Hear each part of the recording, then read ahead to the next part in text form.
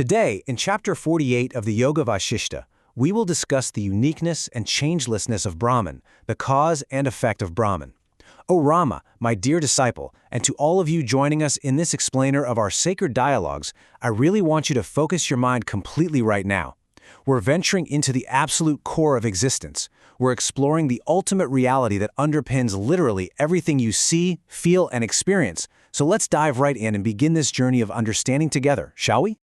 Listen closely to the profound wisdom of verse 14, found in reference 206. It goes, Karanam yasya natvasti, karyam va yasya navidyate, tat brahmam paramam shantam. I really want you to absorb those words. They establish the ultimate, unshakable truth that Brahman, the absolute supreme reality, remains entirely untouched by the illusion of cause and effect. It is completely unique. There is absolutely nothing else like it, simply because nothing else truly exists in the way Brahman does.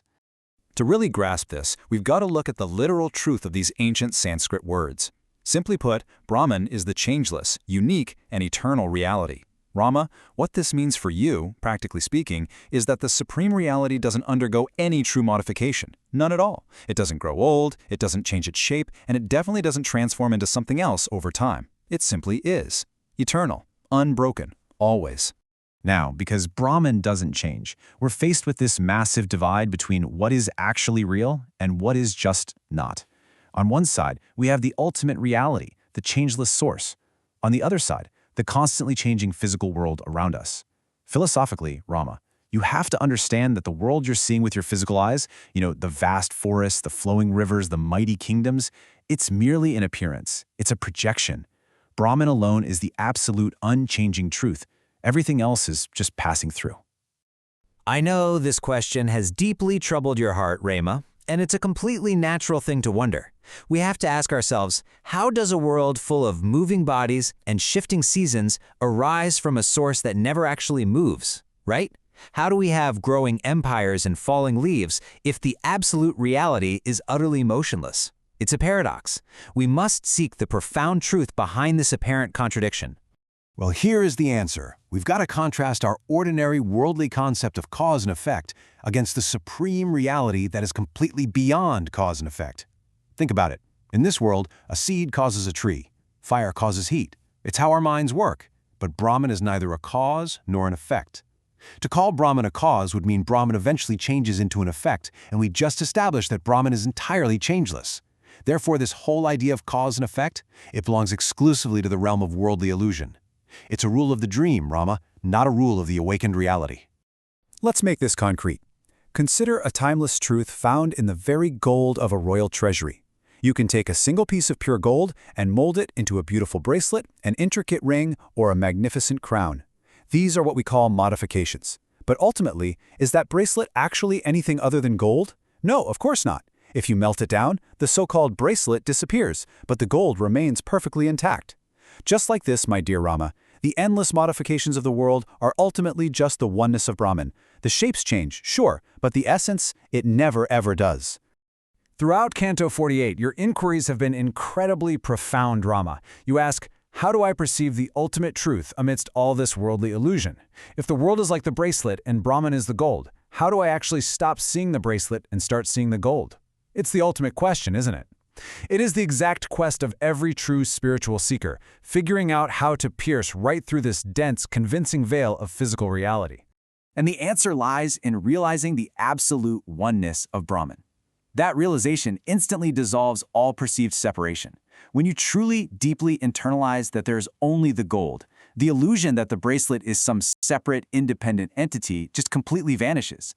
Similarly, when you truly realize Brahman, the illusion of a separate world, separate people, and even a separate you dissolves completely into absolute serenity. There is no division, there's only oneness. It's literally that profound. But listen, high philosophy must become lived reality. It can't just be an idea in your head. Your first vital practice as a seeker, a prince, and a warrior is to actively know the self as entirely separate from the body. Rama, it is an absolute necessity to detach your true identity from your physical vessel.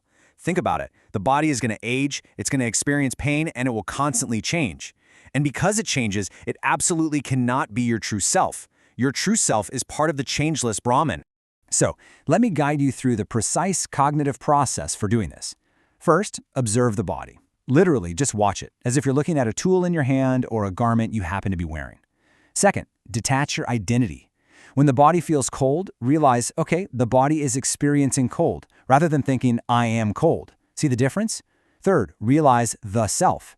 Once you step back from being the body, you realize you are actually the silent witness. You are the pure, observing consciousness simply watching the body. That is your true nature. And you know what happens when you master this detachment? You naturally achieve the second practical application, absolute stability in all circumstances. When you anchor yourself in the changelessness of Brahman, rather than the chaotic, changing nature of the world, it leads directly to unwavering mental stability. Think about it, Rama. If your happiness depends on the changing world, it will always be unstable, right? It goes up and down. But if your peace is anchored securely in the changeless truth, then no matter what unfolds in life, whether it's an incredible victory or a crushing defeat, massive gain or total loss, you remain completely undisturbed. Listen closely to the attributes of the liberated sage, the one who truly possesses this stable mind. They're entirely unaffected by passing joy and temporary sorrow. They are deeply, unshakably rooted in self-knowledge. They observe the world around them without blindly reacting to it. I urge you, Rama, with all my heart, to adopt this serene stability. Rest in the ultimate reality. Let the world dance its chaotic, unpredictable dance around you. But you must remain the calm center. You must be the eye of the storm. As we wrap up our explainer of Canto 48, I want you to hold these two main pillars in your mind. On one side, we have the high philosophy, the profound oneness of Brahman, and the understanding that this changing world is merely an illusion, existing completely beyond true cause and effect. On the other side, we have the grounded life lessons, the absolute necessity of detaching your identity from your physical body and the daily cultivation of an unwavering mental stability. You see, the philosophy provides the map, but the practical teachings, those are the actual steps you have to walk to achieve true liberation. So what you really should take away from this explainer today isn't just a bunch of intellectual knowledge. It's a profound, fundamental shift in how you view yourself. I leave you, Rama, and all of you who seek the truth, with this final, provocative thought. If the body is constantly changing, if the mind is endlessly shifting, and if the world is just always turning, who is the silent one watching it all happen? Find that silent witness, because when you do, you will have found Brahman. Until next time, meditate deeply on